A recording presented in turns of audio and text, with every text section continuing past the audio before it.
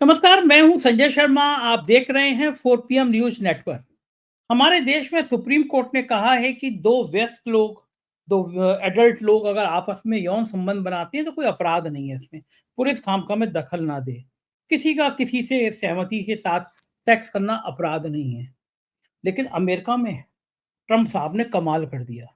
अभय दुबे जी से बातचीत कर रहा था। अभय दुबे जी ने खुलासा किया कि ये ट्रम्प साहब का एक पॉर्न स्टार के साथ रिलेशन था और ये रिलेशन बाहर ना जाए इसके लिए उन्होंने करोड़ों रुपए अरबों रुपया दिया और दिखाया कि मेरा खर्चा है। जैसे हमारा इनकम टैक्स में बचाने के लिए कोई लोग खर्चे लिख लेते हैं ना, तो अभय दुबे जी ने बताया कि इस तरह उन्होंने खर्चे में डाला हिसाब और दे दिया पॉर्न स्टार को। और इस तरह के मुकदमे चले। उन पर मुकदमा चला कि जब वो गए थे राष्ट्रपति पद से, जबरन निकाले गए थे मकान खाली करने के बाद, तो एक बहुत सरकारी दस्तावेज चुरा के ले गए अपने साथ में। और ऐसा व्यक्ति अमेरिका का राष्ट्रपति बनता है, तलवार हाथ में लेके यूं करते डांस करके और केक काटता है। और उसके बाद जो ऐलान कर रहा है उसे भारत की कपकपी चढ़ा दी। कह रहा है कि भैया कम से कम 7-7.25 लाख भारतीय हैं जो वापस जाएंगे। दावा किया कि जो 20 फरवरी के बाद बच्चा होगा वो अमेरिका का नागरिक नहीं कहलाएगा। वहां पे महिलाएं जो 6 महीने 7 महीने की गर्भवती हैं वो लाइन लगाई हुई है अस्पताल में कि हमारा बच्चा हमारे रिस्क पे 2-2.5 महीने पहले ही पैदा कर दो, ऑपरेशन कर दो। कितना अमानवीय है। और हमारे विश्व गुरु, हमारे प्रधानमंत्री जी एक शब्द नहीं बोल रहे हैं। कह दें भाई आप इसकी हड़बड़ी मत करो, भारतीय हैं ये, कहने की हिम्मत नहीं हो रही है। डर गए हैं हमारे विश्व गुरु। ट्रंप का जो रूप है वो भारत को डरा रहा है।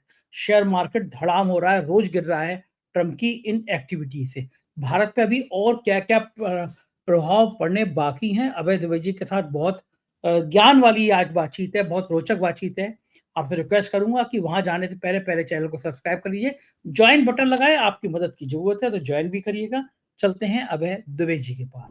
4 पीएम न्यूज नेटवर्क में स्वागत है अभय दुबे जी आपका। आजकल बड़ा परेशान हूँ, मतलब तरह तरह से फोन आते हैं। कुछ नेताओं ने मुझसे बात करी, कुछ अफसरों ने बात करी, कुछ पत्रकारों ने भी बात करी। सबके दिमाग में यह है कि ट्रंप साहब जो करने जा रहे हैं उसका भारत पे असर क्या पड़ेगा। और मैंने पहले भी, परसों भी आपसे कहा था मेरा कुछ नुकसान हो गया, आज फिर नुकसान हो गया। इधर ट्रंप साहब को छींक आती है, उधर शेयर मार्केट गिर जाता है, रोज कुछ पैसे चले जाते हैं थोड़े। मैंने फिर अमेरिका में रह रहे अपने एक मित्र से पूछा कि भाई अमेरिका के जो अखबार हैं वो भारत को कितना छाप रहे हैं। हमारे विदेश मंत्री गए, पन्नू का मामला, हमारे प्रधानमंत्री अब जाने वाले हैं। ऐसा अंजना ओम कश्यप ने बताया कि ट्रंप साहब आने वाले हैं, मोदी जी आने वाले हैं, कहीं और से तो सूचना मिली नहीं। तो मैंने उनसे पूछा कि अमेरिका के अखबार भारत को कितनी तवज्जो देते हैं, मतलब फ्रंट पेज की लीड बैनर पे खबर आती है या आखिरी पेज पे बड़े बड़े छपते हैं। उन्होंने कहा भाई साहब गलतफहमी मत पालिए, मोदी जी आए या ना आए, अमेरिका के किसी अखबार में खबर नहीं छपी। न्यूयॉर्क टाइम्स में ये जरूर छपी कि भारत का बाजार बहुत तेजी से धड़ाम हो सकता है, बहुत ज्यादा अवमूल्यन हो रहा है भारत में, स्थिति गड़बड़ा रही है वित्तीय संकट में। तो मैं और डर गया। मैंने कहा यहाँ तो वैसे भी महंगाई चरम पर है, मध्यम वर्गीय परिवार मरा जा रहा है और ये अमेरिका में बैठे लोग ऐसा डरा रहे हैं। क्या वास्तव में जो ट्रंप इस बार आए हैं एक अजीब पैसे बन के रह गए हैं? इतनी चर्चा तो अमेरिका में कभी कोई राष्ट्रपति बने भारत में पड़ती नहीं थी। खेल क्या है? चूंकि आप बहुत ज्यादा पढ़ते लिखते हैं, आपके तमाम कॉन्टेक्ट भी हैं अभय जी, अमेरिका में ये चाहते क्या है ट्रंप? वो क्या वास्तव में भारत पे बहुत बड़ा प्रभाव पड़ने जा रहा है? देखिए, इस बार जो आए हैं इस पे मैं बाद में चर्चा करूंगा। पिछली बार जब वो राष्ट्रपति बने थे तब उन्होंने क्या किया था इस पर चर्चा की है। इससे पता लग जाएगा कि भारत में ट्रंप को लेकर जो भय व्याप्त है वो क्यों है। भारत के संदर्भ में जो डर का शिकंजा है भारतीय राजनेताओं के ऊपर, सरकार के ऊपर, नरेंद्र मोदी के ऊपर और उनके आर्थिक सलाहकारों के ऊपर, वो क्यों है। 2019 में जब ट्रंप अमेरिका के राष्ट्रपति थे तो उन्होंने पहली बार भारत को टैरिफ किंग कहा। टैरिफ को मैं पहले भी स्पष्ट कर चुका हूं, मैं 4 पीएम के दर्शकों के लिए स्पष्ट कर देता हूं। टैरिफ का मतलब ये होता है आयात शुल्क लगाना। यानी किसी देश में जब दूसरे देश का माल आता है तो उस माल को, वो माल इस देश में सस्ता बिकेगा या महंगा बिकेगा, ये इस बात से तय होता है कि उसके ऊपर टैरिफ कितना लगाया गया है। भाई जितना, अगर 10% टैरिफ लगाया जाएगा तो कम महंगा बिकेगा, अगर 25% लगा दिया जाएगा तो और महंगा हो जाएगा। वो कोई भी देश अब उसी माल को पैदा करने वाले उसके अपने जो उद्योग हैं उनको बचाने के लिए बाजार में वो अच्छी प्रतियोगिता कर पाए, इसलिए बाहर से आने वाले माल के ऊपर टैरिफ लगाता है। ये है बात, ठीक है। अब जैसे एक बहुत ही दुनिया की मशहूर मोटरसाइकिल है जिसको कहते हैं हार्ले डेविडसन, लाखों रुपए में एक आती है मोटरसाइकिल। अरे 8-10 लाख की साधारण कार की कीमत होती है, यदि साधारण कार की कीमत होती है उतनी हार्ले डेविडसन कार मोटरसाइकिल की कीमत होती है। मैं तो गया क्या था हुआ, दिल्ली एयरपोर्ट पे, एक सेकंड, दिल्ली एयरपोर्ट पे खड़ी थी, मैंने तो बैठ के फोटो खिंचाए, तो उसने बताया कि 15 लाख रुपए की। मैं तो 15 लाख रुपए की, 15 लाख रुपए में तो बहुत अच्छी कार आ जाती है। हाँ, ऐसी कार आ जाती है। तो वो तो हार्ले डेविडसन कार जब भारत में, अमेरिका में बनती है, मोटरसाइकिल जब भारत में आई है, तो ट्रंप ने आरोप लगाया कि भारत ने 100% उसके ऊपर टैरिफ लगा दिया है, यानी उसकी इससे कीमत दूनी हो जाती है उसकी, इसलिए हिंदुस्तान टैरिफ किंग है। तो जैसे ही ट्रंप ने यह आरोप लगाया, भारत फौरन डर गया और उसने 100% को घटा के 50% कर दिया तुरंत उसके बाद। ट्रंप ने कहा नहीं, दिस इज ऑल्सो अनएक्सेप्टेबल, ये बिल्कुल अनएक्सेप्टेबल है। अच्छा, अब आप इससे अंदाजा लगाइए कि ट्रंप के ये कहना कि भारत टैरिफ किंग है, केवल हार्ले डेविडसन का एक उदाहरण ये बताता है कि जब 2019 में, जबकि ट्रंप टैरिफ का इस्तेमाल उस तरह से नहीं करना चाह रहे थे जिस तरह आजकल करना चाहते हैं। आजकल तो ट्रंप टैरिफ का इस्तेमाल राजनीतिक उद्देश्यों की पूर्ति के लिए करना चाहते हैं। भाई, उनकी एक राजनीति है जिसमें वो अमेरिका को मेक अमेरिका ग्रेट अगेन, मागा, उनकी राजनीति मागा है। और ये अमेरिका में दो तरह के मागा हैं, एक वो पुराने वाले मागा हैं जो पहले की तरह सोचते थे, और ये ट्रंप में नए किस्म के, दो तरह के मागाओं के बीच भी वहां संघर्ष चल रहा है। कितना अजीब सा लगता है मागा, तो मेक अमेरिका ग्रेट अगेन। तो ये ट्रंप वाले जो मागा हैं, ये अमेरिका को ग्रेट कैसे देखना चाहते हैं? एक तो अमेरिका का आकार बढ़ाना चाहते हैं, अमेरिका वैसे भी बहुत बड़ा देश है, साइज में बहुत बड़ा देश है, तो एक तो अमेरिका का आकार बढ़ाना चाहते हैं, दूसरे वो बिल्कुल किसी को कोई रियायत नहीं देना चाहते। ये एक बहुत बड़ी बात है। इसके लिए क्या कैसे कैसी बातें कर रहे हैं कि हम ग्रीनलैंड ले लेंगे डेनमार्क से, हम वहां पर कनाडा को ले लेंगे, हम पनामा नहर ले लेंगे, इस तरह की बातें की जा रही हैं। ये सब बातें सारी दुनिया को डराती हैं। मेरा कहना है कि स्विट्जरलैंड में एक दावोस नामक जगह है जहां पे हर साल एक बड़ा सम्मेलन होता है, ग्लोबल स्तर का सम्मेलन होता है, उसे कहते हैं वर्ल्ड इकोनॉमिक फोरम। उसके अंदर दुनिया के सारे बड़े पूंजीपति, सब देशों के वित्त मंत्री और तमाम लोग, बहुत बड़े बड़े नेता वहां जाते हैं। इस वक्त भारत से अश्विनी वैष्णव वहां गए हुए हैं, चंद्रबाबू नायडू इस वक्त वहां मौजूद हैं। अच्छा, अब आप उन लोगों ने भाषण दिए हैं वहां पर, अपने बातें कही हैं, क्या अमेरिका किसी अखबार में इन लोगों की बातें छपी हैं? शायद नहीं छपी हैं। ट्रंप वर्ल्ड इकोनॉमिक फोरम को, वर्ल्ड सोशल फोरम उसके जवाब में होता है, हिंदुस्तान में हुआ था इसलिए बार बार मेरे मुंह पे नाम आ जाता है उसका, है वर्ल्ड इकोनॉमिक फोरम को ऑनलाइन संबोधित करने वाले हैं ट्रंप। शायद अभी तक कर दिया होगा उन्होंने संबोधित। तो सारा का सारा फोकस वहां पे है कि ट्रंप क्या बोलने वाले हैं। और ट्रंप के आने से जो दुनिया में आर्थिक संभावनाएं बदली हैं, उसमें सब लोग ये मान रहे हैं, वहां बैठे हुए जितने भी विशेषज्ञ हैं, बड़े बड़े अर्थशास्त्री हैं, सब लोग ये मान रहे हैं कि अमेरिका के प्रोस्पेक्ट्स, अमेरिकी अर्थव्यवस्था की संभावनाएं और बेहतर होने जा रही हैं, और दुनिया में दूसरे देशों की संभावनाएं अंदेशाग्रस्त होने जा रही हैं। उनमें भारत भी शामिल है, यूरोप के देश भी शामिल है। तो ट्रंप का प्रभाव बहुत ही बुनियादी तौर पर पड़ने वाला है। अब मैं आता हूं भारत के ऊपर क्या प्रभाव पड़ेगा, जो शायद आप जानना चाहते हैं, और 4 PM के दर्शक भी जानना। कल मैंने एक संख्या दी थी कि इतने लोगों को ये निकालने वाले हैं, उसमें कितने लोग बिना कागज के हैं और कितने लोग डिटेंशन उनकी हिरासत में हैं। कल ही अमेरिकी संसद ने एक कानून पास कर दिया, पहला कानून पास किया है कल, और उस कानून को 45 डेमोक्रेटिक सांसदों ने भी समर्थन दिया है, रिपब्लिकन सांसद समर्थन दे ही रहे हैं। उस कानून के मुताबिक बाहर से आए हुए लोगों में अगर कोई अपराध करते हुए पकड़ा जाता है, तो उसको तुरंत वहां मुकदमा चलाने की बजाय उसको तुरंत जो है अमेरिका उस देश को डिपोर्ट कर देगा। अभी तक ये था कि भाई पकड़ गया तो अमेरिका में मुकदमा चलाया जाएगा उसको, अब वो कहते नहीं, हम मुकदमा नहीं चलाएंगे, हम फौरन डिपोर्ट कर देंगे। अच्छा, इस सबसे क्या हुआ है कि जितने भी वहां पर बाहर के लोग हैं, उन सब में जबरदस्त भय का माहौल है। और वो बाहर के लोग कितने हैं? बाहर के लोग हैं भारत के लोग हैं 7.25 लाख। इसमें से इन 7.25 लाख लोगों में से 2.25 लाख लोग कनाडा के बॉर्डर से घुसे हैं, बाकी 2.25 लाख लोग मैक्सिको के बॉर्डर से घुसे हैं, और बाकी जो लोग हैं, 2.25 लाख लोग जो हैं, वो भारत से गए थे, ओवर स्टे कर गए हैं वहां पर, जितने दिनों का वीजा मिला था उससे ज्यादा रह रहे हैं वहां। अब ये एक बहुत बड़ा डर है। अब ये लोग सब बहुत बुरी तरीके से डरे हुए हैं, इनको पकड़ पकड़ के भारत वापस भेजा जाएगा। इसके लिए कर ये रहे हैं कि ये जो डेमोक्रेटिक प्रभाव वाले राज्य हैं वहां जाके छुप रहे हैं, भाग रहे हैं वहां से। जैसे न्यूयॉर्क एक डेमोक्रेटिक प्रभाव वाला राज्य है, इलिनॉय एक डेमोक्रेटिक प्रभाव वाला राज्य है, बोस्टन एक डेमोक्रेटिक प्रभाव वाली जगह है, कैलिफोर्निया एक डेमोक्रेटिक प्रभाव वाला राज्य है। लेकिन ये लोग ये नहीं जानते कि ट्रंप की विजय इन राज्यों में भी हुई है इस बार।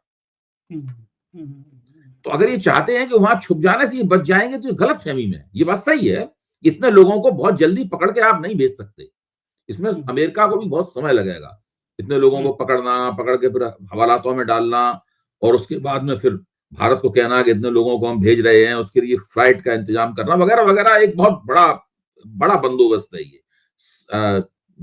7.25 लाख भारतीय बहुत बड़ी संख्या है, और मुझे तो पक्का यकीन है कि 1-1.5 साल के अंदर अंदर वो 7.25 लाख भारतीय भारत आ चुके, भारत भेजे जा, जबरदस्ती भारत में धकेले जा चुके। बाप रे। हाँ। और आप इससे अंदाजा लगा सकते हैं कि क्या हो रहा है और भारत किस समस्या का मुख्य तौर पर सामना कर रहा है। अब ट्रंप ने अपने भाषण में पहले कह दिया कि जो भारत में वर्क वीजा पे आए हुए लोग हैं, उनके बच्चों को जो अमेरिका में पैदा होते थे, तो पैदा होते ही उनको स्वाभाविक रूप से अमेरिकी नागरिक मान लिया जाता था। 20 फरवरी तक ही ये व्यवस्था कायम रहेगी। 20 फरवरी के बाद वो स्वाभाविक रूप से अमेरिकी नागरिक नहीं होंगे। तो इसका नतीजा क्या निकल रहा है? नतीजा ये निकल रहा है कि वहां वो तमाम माएं जो गर्भवती थी, वो अस्पतालों में जाके दाखिल हो गई हैं और कह रही हैं कि उनको वक्त से पहले उनको बच्चा पैदा करा दिया जाए, उनका सिजेरियन ऑपरेशन करा दिया जाए, ताकि उनके बच्चों को 20 फरवरी से पहले नागरिकता प्राप्त हो जाए। न्यू जर्सी, मिशिगन, जॉर्जिया, इनके अस्पतालों में ऐसी बहुत सी माओं ने अपना रजिस्ट्रेशन कराया है और अनुमति दी है, लिख के दस्तखत किए हैं कि हम उस खतरे का सामना करने के लिए तैयार हैं, लेकिन हमारा बच्चा जो है वो गर्भ के परिपक्व होने से पहले जो है वो पैदा करा दिया जाए। आप सोचिए भारतवासियों पर क्या असर पड़ रहा है, क्या भगदड़ मची। आज के अखबारों में खबर है ये। कितना दर्दनाक है ये बात। हाँ, कितना दर्दनाक है। आप इससे अंदाजा लगा सकते हैं क्या स्थिति है। अच्छा, मुझे एक बताइए अभय जी, भारत इतना महान है, प्रधानमंत्री मोदी जी का एक बयान मैंने ट्वीट किया है, वो कह रहे हैं कि हमें कोई जरूरत नहीं है, मैं भारत को वहां ले जा रहा हूं, बहुत जल्दी वहां पहुंचा दूंगा, कि हमें अमेरिका के वीजा की जरूरत नहीं है, अमेरिका के लोग हमारे वीजा लगा के लोग आएंगे, पूरी दुनिया के लोग भारत का वीजा के लिए लाइन मांगेंगे। तो जो आप तस्वीर बता रहे हैं कि वापस ना आ जाए, उसके लिए माए अपना 3 महीने पहले बच्चा चाहती है। प्रधानमंत्री का बयान वो सोशल मीडिया वायरल है कि भारत एक जगह पे पहुंचने वाला है, लाइन लगा। जब ये राहुल गांधी को पप्पू कहा करते थे तो इनको फेकू कहा जाता था। हाँ, तो ये तो फेंकने में माहिर है। राहुल गांधी तो पप्पू की छवि से बाहर निकल गए, लेकिन वो छवि इनकी तो नहीं बदली है ना, ये तो वैसी है अभी भी। अब आप ये देखिए, ये हिंदुस्तान में आम आदमी पार्टी के नेताओं को पकड़ के कहते हैं ये भ्रष्ट हैं, ये अपराधी हैं, इनको ये सब बोलते हैं ना है? आज जो मिल्कीपुर में उन्होंने भाषण दिया है योगी आदित्यनाथ ने जाकर, जिसमें उन्होंने एक मुसलमान जिसके ऊपर आरोप लगा है बलात्कार का है, उसको उन्होंने कह दिया है कि वो तो अपनी तरफ से सजा भी दे दी उन्होंने उसको। अच्छा, अब आप जिन डोनाल्ड ट्रंप को ये अपना दोस्त कहते हैं, डोनाल्ड ट्रंप क्या है? डोनाल्ड ट्रंप जब विपक्ष में थे तो उनके ऊपर 3 मुकदमे चल रहे थे। उन तीनों मुकदमों के बारे में जानना जरूरी है। पहला मुकदमा ये था कि उनके ऊपर आरोप था कि राष्ट्रपति के तौर पर उन्होंने एक बहुत ही गंभीर खुफिया दस्तावेज वो ले गए सरकारी रिकॉर्ड से निकालकर और अपने निजी घर में रखा। पहला आरोप उनके ऊपर ये था। दूसरा आरोप यह है कि उन्होंने जो राष्ट्रपति का चुनाव हुआ जिसमें बाइडेन जीत गए, वो हार गए, उसका नतीजा बदलने की कोशिश की और इसके लिए उन्होंने जनता को भड़काया। कितना गंभीर आरोप है। और तीसरा आरोप यह है कि स्टॉर्मी नाम की एक जो पोर्न स्टार थी, उस पोर्न स्टार के साथ इन्होंने किसी जमाने में यौन संबंध कायम किया था डोनाल्ड ट्रंप ने। तो तो उस बात को दबाने के लिए एक बड़ा पैसा, बड़ी रकम डोनाल्ड ट्रंप ने स्टॉर्मी को दी। बात सामने ना आ और जाए। उसको छिपाने के लिए उसको अपने खर्चों में दिखाया। अच्छा। उसको हश मनी कहते हैं, हश मनी कहते हैं। तो वो हश मनी वाला मुकदमा था, और ये इन तीनों मुकदमों में इनको दोषी करार दिया गया। हश मनी वाले मामले में तो जूरी बैठी, जूरी ने इनको दोषी करार दिया। अगर ये अमेरिकी राष्ट्रपति का चुनाव ना जीते होते तो अभी जेल काट रहे होते।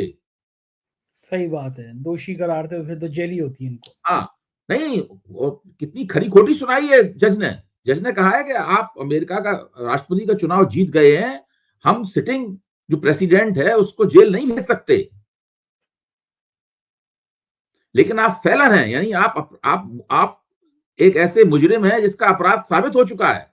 आप मुलजिम नहीं है, मुजरिम है। उर्दू में दो शब्द होते हैं, मुलजिम का मतलब होता है अभियुक्त जिसके पर मुकदमा चल रहा है, मुजरिम का मतलब होता है जो कसूर इसका साबित हो गया है, सजा याफ्ता है जो है।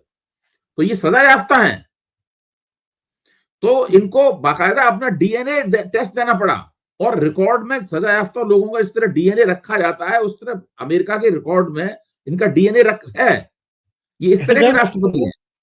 गजब है, अमेरिकन को मैं सलाम बता रहा करना हूं, अगर किसी वजह से ये चुनाव हार जाते ना तो इनका पूरा बुढ़ापा जेल में गुजरता। गजब है। हाँ, लेकिन बताइए अच्छा, कि ये और ये सब बातें भी अखबारों में छप चुकी हैं। भारतीय जनता पार्टी ट्रंप की बहुत बड़ी प्रशंसक है। भाजपा वालों को बताना होगा कि इन 3 मुकदमों के बारे में उनकी राय क्या है। लेकिन आप जो भी कहे हैं अभय जी, मैं सहमत नहीं हूँ। मोदी जी को पता नहीं होगा, वरना मोदी जी ऐसे करेक्टरलेस आदमी को अपना सपोर्ट माय फ्रेंड कहते। मैं नहीं मान सकता। तो प्रधानमंत्री अपने ऐसे कैसे कह सकते थे कि जो आदमी पॉर्न स्टार के संग रिश्ता रख रहा हो, पॉर्न स्टार को यही पैसा दे तो रहा हो। मैं कह रहा हूं, मैं अपने प्रधानमंत्री के खिलाफ नहीं बोल रहा हूं। इस तरह आप अपने प्रधानमंत्री के खिलाफ नहीं बोल रहे, मैं भी अपने प्रधानमंत्री के खिलाफ नहीं बोल रहा हूं। मैं भी जानना चाहता हूं कि शायद मोदी जी को ये बातें पता नहीं है। मैंने सोचा मैं ही बता देता हूं। हाँ, ये बात भी सही अखबार नहीं बोली। पढ़ते हैं वो। भाई, कोई बड़ा नेता, प्रधानमंत्री, मुख्यमंत्री होता है, उसके पास सवेरे कतरने जाती हैं। मैंने देखा है ना। हाँ। मैंने एक मुख्यमंत्री, मंत्रियों के पास उनके जो स्टाफ हो, जो इंपॉर्टेंट खबरें जो होती हैं उनकी कतरने जाती हैं। कुछ महत्वपूर्ण खबरों के जो है छोटे छोटे संक्षेप नोट बन के जाते हैं, ताकि वो उन्हें ज्यादा ना देखना पड़े और सारी बातें उनकी समझ में आ जाए। प्रधानमंत्री के पास इनके जो मुकदमे हैं, उन मुकदमों के बारे में अखबारों में विस्तार से प्रकाशित हुआ है। ये कोई छोटा मोटा प्रकाशन नहीं हुआ है, डिटेल में प्रकाशन हुआ है इन सब बातों का। तो क्या प्रधानमंत्री के पास खबरें नहीं जाती होंगी क्या? जब मेरे जैसे मामूली आदमी ने उन खबरों को पढ़ लिया, तो प्रधानमंत्री को जरूर बताया गया होगा कि भाई अमेरिका के जो राष्ट्रपति आपके दोस्त हैं उनके ऊपर ये सब है। हाँ, उस पॉर्न स्टार का पूरा नाम है स्टॉर्मी डैनियल, अब नाम पूरा याद आ गया मुझे। तो तब भी और प्रधानमंत्री आप अगर गूगल पे स्टॉर्मी डैनियल टाइप करें ना, तो तुरंत आपको सारी तस्वीरें सब खुल के सामने आ जाएंगी। बहुत ही प्रचलित मशहूर मामला। आपने ये लाइन कह के आज उसकी वेबसाइट पे 1-2 लाख व्यू तो बढ़ा दिए, क्योंकि आपका वीडियो जैसे ही आएगा, ये आपके मुंह से नाम के लोग जरूर, कम से कम 1-2 लाख आदमी उसका नाम डाल के सर्च जरूर करेंगे। नहीं, उसका पूरा विवाद भी वगैरह सब। और स्टॉर्मी डैनियल के पोर्न क्लिप्स भी बहुत आसानी के साथ उपलब्ध है वेब के ऊपर। ओके, तो वो जो है ऐसे आदमी के लिए मोदी जी कह रहे थे अब की बार ट्रम्प सरकार। हाँ, और ये हशमनी का मामला तब है जब वो उद्योगपति थे, जब वो बिजनेसमैन थे, तब का मामला है। राजनीति में आए भी नहीं थे वो, ये तब का मामला है। बाकी दोनों मामले तो राजनीति में आने के बाद के हैं। मैं इन सब बातें इसलिए, आप देखिए, मैं सब बातें 4 PM के सामने इसलिए रख रहा हूं कि ट्रंप एक खास तरह की शख्सियत के मालिक है। अगर वो इतने अतिरेकपूर्ण दावेदारियां नहीं करते और इतनी अतिरेकपूर्ण नीतियां लेके नहीं आते तो उनको वोट नहीं मिलता। वो एक साधारण राजनेता नहीं है। उनकी भाषा भी बिल क्लिंटन जैसी और बराक ओबामा जैसी भाषा नहीं है। उनकी भाषा जो है वो बुश जूनियर वाली या सीनियर बुश वाली या बाइडेन जैसी वैसी भाषा नहीं है। उनकी भाषा भी उनकी अलग तरह की है। वो राजनीतिक भाषा नहीं बोलते हैं। राजनेता तो बहुत सोच समझ के नपे तुले अंदाज में बोलते हैं, ये इस तरह से नहीं बोलते हैं। तो बलिहारी है इनकी। तो ये कुछ भी ऐसे अमेरिका ने ऐसे महान शख्स को चुन लिया। अच्छा, बातें क्या कह रहे हैं कि मैं उस देश का ये हिस्सा, दूसरी बार चुना गया है, पहली बार नहीं, दूसरी बार चुना गया है। और बातें भी कैसे कर रहे हैं, मैं देश का ये हिस्सा खरीद लूंगा और देश तुम मुझे ये बेच दो। तो ऐसा लग रहा है कि वो बाजार की सब्जी मंडी में क्या हुआ है, आदमी कोई देश को, कोई नदी को खरीदने की बात कर रहा है। ये क्यों कर रहे हैं भाई जी? नहीं, उनका स्टाइल यही है भाई। वो कह रहे हैं हम तीसरा विश्व युद्ध रुकवा देंगे। तो अब तीसरा विश्व युद्ध जब कैसे रुकवाएंगे भाई? जब होगा तब रुकवाएंगे आप विश्व, मतलब उन्होंने तो राष्ट्रपति की शपथ लेने से पहले धमकी दी थी मिडिल ईस्ट के लोगों को कि अगर वो नहीं हुआ, आप उससे पहले युद्ध नहीं रुका, तो all hell will break loose. तो वहां के लोग भी घबरा गए, इजराइल, हमास वगैरह सब लोग घबरा गए, पता नहीं क्या कर देंगे ये। बस कहर की बारिश होगी, ये इसका मतलब हिंदी मतलब ये हुआ। अच्छा, वो गजब है युद्ध विराम हो गया डर के मारे। तो मैं अच्छा, इसलिए कहता हूँ ऐसे। और एक और बात मैं बता दूं आपको, वाशिंगटन डीसी में एक पुरानी सी अलमारी रखी हुई है एक कोने में। वो कभी कभी खुलती है। जो खोली जाती है तो उसके दरवाजों में चींची की आवाज होती है। मतलब उसको अलमारी कोई बदलता भी नहीं है, पुराने जमाने की अलमारी है, अब्राहम लिंकन के जमाने की। उस अलमारी में एक दस्तावेज रखा हुआ है। उस दस्तावेज में अमेरिकी राष्ट्रपति की शक्तियों का वर्णन है। वो प्रामाणिक दस्तावेज है। जब कभी कोई भ्रम पैदा होता है तो वो अलमारी खोली जाती है, चींची की आवाज करके खुलती है। विशेषज्ञ लोग उसको निकाल के देखते हैं कि भाई ये शक्ति है कि नहीं अमेरिका के राष्ट्रपति के पास, या ये राष्ट्रपति बेकार में गलत दावा कर रहा है। तो ये 47वें राष्ट्रपति है ना। राष्ट्रपति तो बहुत से हो चुके हैं, उसके मुकाबले भारत में तो बहुत कम प्रधानमंत्री हुए अभी। तो वो मुझे लगता है कि ट्रंप ने वो अलमारी खोल के उस दस्तावेज को अच्छी तरह पढ़ लिया है। शक्ति के क्या है मेरे पास। हाँ, और उसमें वो हर शक्ति का इस्तेमाल करेंगे। अजीब आदमी। अभी तक जो राष्ट्रपति लोग थे वो किसी शक्ति का इस्तेमाल करते थे, किसी का नहीं कर पाते थे इस्तेमाल। उस लिहाज से अमेरिकी राष्ट्रपति बहुत ही शक्तिशाली व्यक्ति है। कैसा आदमी है, मतलब बताओ, कोई देश खरीदने की बात कर ले रहा है जगह से। ये तो वैसे हुआ, चीन कहते हैं कि हम तुम्हें लद्दाख खरीद रहे हैं। यही स्थिति है।